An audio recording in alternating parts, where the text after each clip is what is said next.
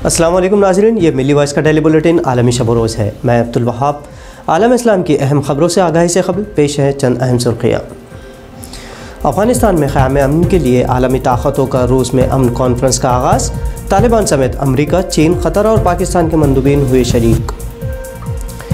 ताकत के दौर में अमरीका और रूस के दरमियान दरार, अमरीका से रूसी सफ़ीर वापस, अमरीका नाराज़।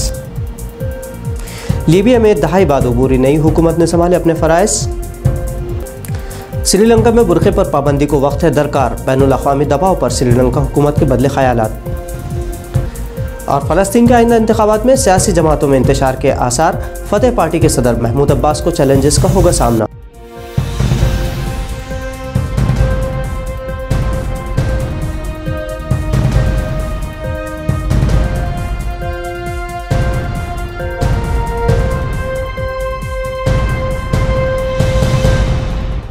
दो दहाइयों से अमरीकी फ़ौज की मौजूदगी को ख़त्म करने और अफ़गानिस्तान में क़याम अमन और सियासी तस्फ़ीह के लिए की जाने वाली आलमी कोशिशों के तहत रूस की मेज़बानी में जुमेरात से अमन कॉन्फ्रेंस का एहतमाम किया गया है। इस कॉन्फ्रेंस में अफ़गान हुकूमत, तालिबान, अमरीका, चीन, क़तर और पाकिस्तान के मंदूबीन शरीक हुए हैं। इजलास में रूसी वज़ीर ख़ारजा सरगई लारोफ ने अपने इफ्तिताही ख़िताब में कहा कि कॉन्फ्रेंस का मकसद दोहा मुज़ाकरात में आने वाले ताअत्तुल को ख़त्म करने के अफ़गान हुकूमत और तालिबान के दरमियान मफ़ाहिमत करवाना है ताकि इससे अमन अमल आगे बढ़ सके। कॉन्फ्रेंस में शिरकत के लिए अफ़गान हुकूमत और तालिबान के वफूद भी मास्को पहुँचे थे। ज़राओं के मुताबिक अफ़गानी हुकूमती नुमाइंदे अफ़गानिस्तान में मुस्तक़िल जंग बंदी मुआहदे और पुरतशद्दुद कार्रवाइयों के ख़ात्मे पर जोर देंगे, जबकि तालिबान का वफ़द दोहा मुआहदे के तहत अमरीका और इत्तेहादी फ़ौजों के इनख़ला के मुतालबे पर इसरार करेगा। इधर अमेरिकी सदर जो बाइडन के रूसी सदर व्लादिमीर पुतिन को कातिल कहने के बाद वाशिंगटन में रूस के सफ़ीर को वापस मॉस्को बुला लिया गया है। इसके बारे में वाइट हाउस की तर्जुमान जेन पसाकी ने प्रेस कॉन्फ्रेंस में कहा कि वो रूस से मुताल्लिक़ पेशरफ्तों से आगाह है और बाइडन इंतज़ामिया का रूस के लिए तर्ज अमल ट्रंप इंतज़ामिया से मुख्तलिफ होगा। जेन ने कहा कि रूस के साथ ताल्लुकात में हमारे लिए अंदेशों का सबब बनने वाले पहलुओं पर हम बराह रास्त बात करेंगे। रूसी हिज़्ब इख्तिलाफ कायद एलेक्सी नावल्नी को जहर दिए जाने से मुताल्लिक़ खुफिया रिपोर्ट की इशाअत की याद दहानी करवाते हुए उन्होंने कहा कि इसके साथ साथ हमारे ख्याल में ऐसे शोबे भी मौजूद हैं जिनमें हम मिलकर काम कर सकते हैं। मसलन न्यू स्टार्ट समझौता और जौहरी असले में तख़फ़ीफ़ इसकी मिसालें हैं। वाइट हाउस तर्जुमान ने कहा कि हम पुरतशवीश मामलात में भी रूस से बराह रास्त बात करेंगे और यकीनन इसके किए का हिसाब भी पूछेंगे। सदर बाइडन ने पुतिन के साथ टेलीफोनिक मुलाकात में कहा कि अमरीका रूस की बदनीयती पर मबनी इक़दामात का जवाब देगा। इधर तुर्की और रूस के साथ खित्ते में ताउन में मददगार होने को जारी रखेगा। इस तरह का अज़्म तुर्की और रूस के दरमियान मुआहदे की 7 साला सालगिरह के मौके पर किया गया। तुर्की वज़ारत ख़ारजा की जानिब से तुर्की की कौमी असम्बली हुकूमत और रूसी हुकूमत के माबैन मुआहदे की 7 सालगिरह के मौके पर एक एलामिया जारी किया गया है। एलामी में कहा गया कि मुश्तरका तारीख़ के तौर पर मशहूर मुतल्लिक़ा दस्तावेज़ात तुर्क और रूस ताल्लुकात में एक अहम मकाम रखती है। यह दस्तावेज़ दोनों मुल्कों के सफारती ताल्लुकात के क़याम के 1 साल बाद मुआहदे की शराइत, सियासी और हालात को अहमियत उजागर करती है। गुज़िश्ता हफ्ते तुर्की के जौहरी रिएक्टर का तुर्की और रूस के सदूर ने ऑनलाइन इफ्तिताह भी किया था। मुअम्मर क़द्दाफ़ी के बाद से लीबिया में जंगी सूरत हाल थी, ताहम 1 तिहाई से जारी हुकूमती ताअत्तुल आज उस वक्त ख़त्म हो गया जब मुल्की इंतज़ामिया के लिए मोहम्मद अल-मनफ़ी ने सदारती कौंसिल के सदर के तौर पर ओहदे का हल्फ़ लिया।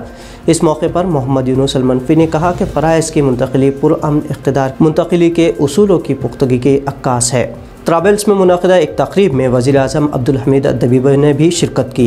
इस मौके पर अल-मनफ़ी ने कहा कि आज हम पुरअमन इक़्तिदार के मुंतक़िली के उसूलों को अपनाने के लिए एक तारीख़ साज़ अमल का मुशाहिदा कर रहे हैं। रवा साल के आखिर में नुमाइंदगान के इंतखाब के लिए मुल्क इक़्तिदार को लीबियाई अवाम के सुपुर्द किया जाएगा। याद रहे कि लीबिया में अक़वाम मुत्तहिदा की क़यादत में माह फरवरी में मुनक़िदा लीबिया सियासी डायलॉग फोरम में सदारती कौंसिल की सदारत के फ़राइज़ मोहम्मद अल-मनफ़ी को सौंप दिए गए हैं। श्रीलंका में हाल ही में बुरक़े पर पाबंदी के लिए बिल पेश किया गया था, लेकिन अब श्रीलंकाई हुकूमत ने कहा कि बुरक़ा पहनने पर मुजव्वज़ा पाबंदी के लिए उसे गौर के लिए वक्त दरकार है। इससे कबल श्रीलंका के वज़ीर पब्लिक सिक्योरिटी सारथ वारसीकरा ने हफ्ते को कहा था कि उन्होंने काबीना से मुसलमान ख़वातीन के बुरक़ा पहनने पर पाबंदी की मंजूरी का मुतालबा किया है, क्योंकि उनके बक़ौल उसका क़ौमी सलामती पर बराह रास्त असर होगा। इसके बरक्स श्रीलंका की हुकूमत के तर्जुमान कहलीला राम बुकवेला का कहना है कि बुर्क़े पर पाबंदी एक संजीदा फ़ैसला है जिसके लिए मुशावरत और इत्तेफ़ाक़ राय ज़रूरी है और इसके लिए वक्त दरकार होगा। इससे कबल पाकिस्तानी सफ़ारतकार और अक़वाम मुत्तहिदा के माहिरीन ने मुमकिन पाबंदी से मुताल्लिक़ गुस्से का इजहार किया है। दूसरी जानिब अक़वाम मुत्तहिदा के ख़ुसूसी मंदूब बराए मजहबी आज़ादी अहमद शहीद ने अपने ट्वीट में लिखा था कि ये पाबंदी बैनुल अक़वामी क़ानून और मजहबी इजहार की आज़ादी के हुकूक़ से मुताबिक़त नहीं रखती।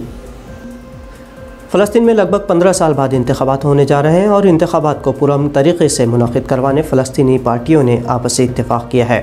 मई और जुलाई में होने वाले इंतख़ाबात में फ़तह पार्टी के लिए चैलेंजेस का सामना है क्योंकि मौजूदा सदर महमूद अब्बास के ख़िलाफ़ ख़ुद उन्हीं के पार्टी के दूसरे उम्मीदवार मोहम्मद दहलान भी है। दहलान ने कहा कि इन इंतख़ाबात में महमूद अब्बास ही वाहिद सदारती उम्मीदवार नहीं होंगे।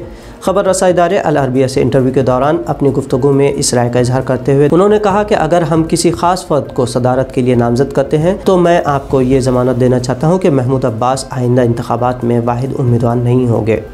मोहम्मद दहलान एक अरसे से UAE में जिला वतन किए गए हैं और फ़तह पार्टी में सदर महमूद अब्बास के सियासी हरीफ समझे जाते हैं। सऊदी अरब ने अमेरिका से कोरोना वबा के बावजूद बड़े पैमाने पर हथियार खरीदने का मुआहदा किया है और अब सऊदी और अमेरिका की बर्री अफवाज मुश्तरका मशक़ कर रहे हैं। सऊदी अरब की शाही बर्री अफवाज सऊदी लैंड फोर्स और अमरीकी बर्री अफवाज के माबैन फ़ॉल्कन क्लॉस 3 नामी मुश्तरका मशक़ शुमाली मगरबी ख़ित्ते में शुरू हुई।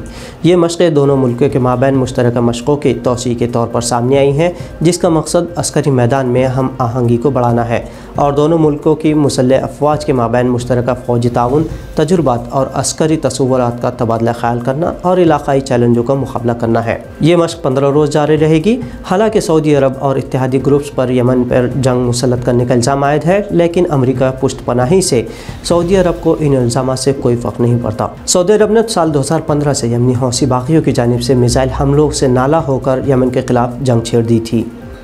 तो नाज़रीन, मिली वॉइस की आलमी ख़बरों में आज इतना ही। दीगर तस्सीर और तबसरे आप मिली वॉइस के फेसबुक, यूट्यूब, इंस्टाग्राम और ट्विटर पर भी देख सकते हैं। अब्दुल वहाब को इजाज़त दीजिए। अल्लाह हाफ़िज़।